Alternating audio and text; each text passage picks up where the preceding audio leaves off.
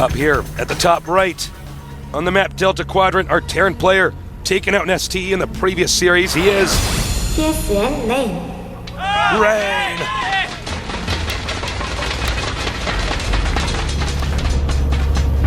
To the bottom right, our Protoss player eliminating the fruit dealer. HongUn Prime V. All right. This is so exciting. You know, both these guys have amazing practice partners backing them up on their teams. HongUn, of course, has Maka Prime, an amazing Terran. But if you look at the TSL team, there is no team with better Protosses to practice with, I think. They have Songho, that's a very good point, yeah. And they have Tester, two Pro League, Star League level StarCraft 1 pro gamers. Neither of them qualified this season, but both of them are easily amongst the best Protosses in the world. So he has the best practice partners, and that pro being annoying tasteless. But nice save there. Really, he's got some great practice partners, and you can see it's definitely showing off. Kid has some solid play. Note the positions here. Terran's got to be careful because this backyard expansion over here, there's a cliff. Stalker micro can be very strong there. You can also put a pylon here, warp in units into the Terran's main, or just blink across this region. That's right. Now, again, this map has rotational symmetry. The Terran is not behind the Protoss, so he's not going to be able to drop the expansion cliff in the back so easily. So Protoss is going to be happy with that. Barracks now is completed. Yeah, that probe can easily tell that there's no gas yet, so that's actually a very important thing to know. This is so risky. I would not do what Rain's doing right now. This map is... There's so much Protoss can do to you early on. You got to be prepared for everything.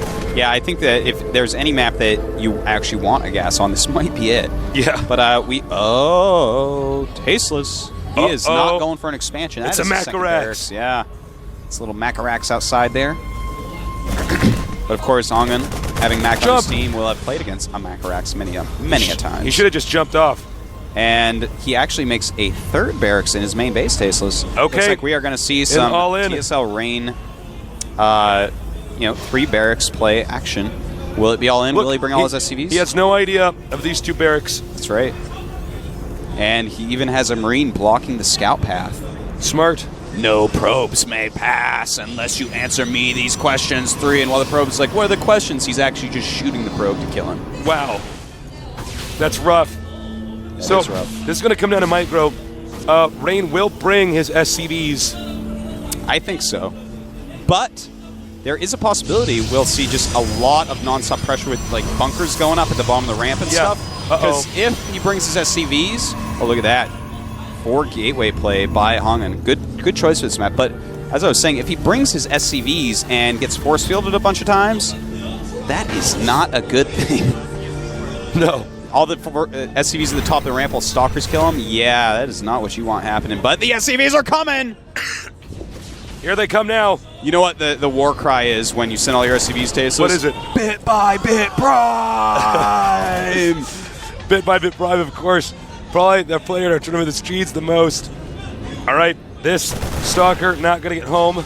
Oh, man. We do not have any sentries, Tasteless. Uh-oh. Warp gates are about to be out. Bunker on the way. Oh, man. Bunker's going up. He's gunning 4 warp gates. It's going to come down to a war of micro. But if there's a bunker there, that takes out a lot of micro. Uh-oh. SCV's going for a nice surround. Nope. Probes coming up. They want a nice surround. Workers just want surrounds. And the Marines doing nice micro there. The SCV's just tailing behind. And there he goes. The bunker is up. And that's huge right there. He can now bunker push in, but he's sending SCVs home. Very interesting.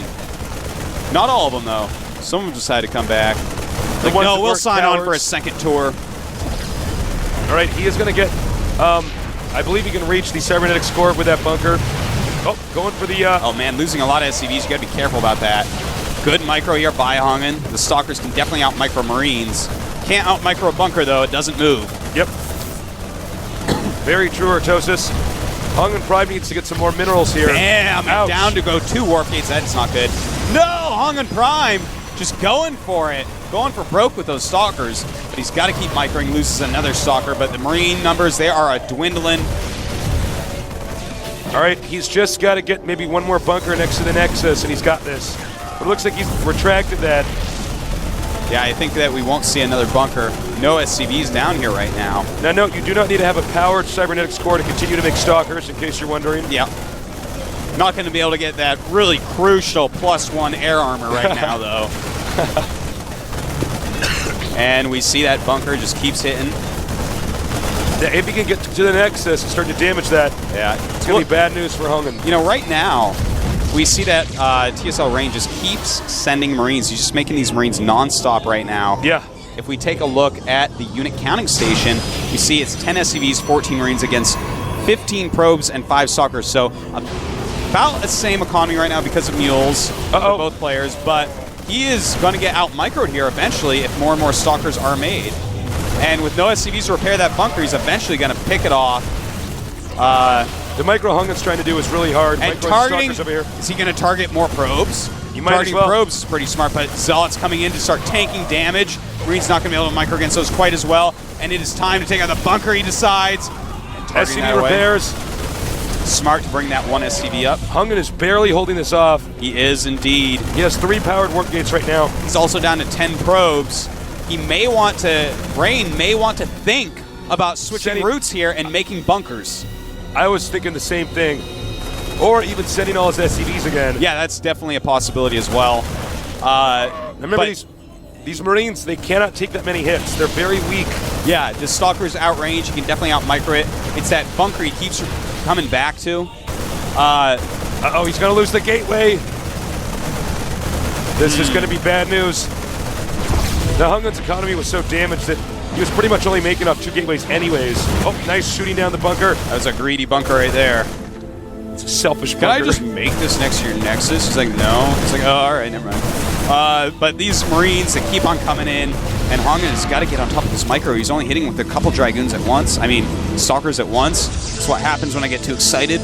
Talk about StarCraft 1. But really, right now, Rain, he's looking better and better because he keeps getting these Marine numbers up, and soon he can just press in and start targeting probes as they run away. And look at that, that's exactly what he's doing. Targeting these probes down a little bit, targeting the Stalkers down, and I think we're going to see a GG here, Oh, that's Tasteless. it. I think he just did it.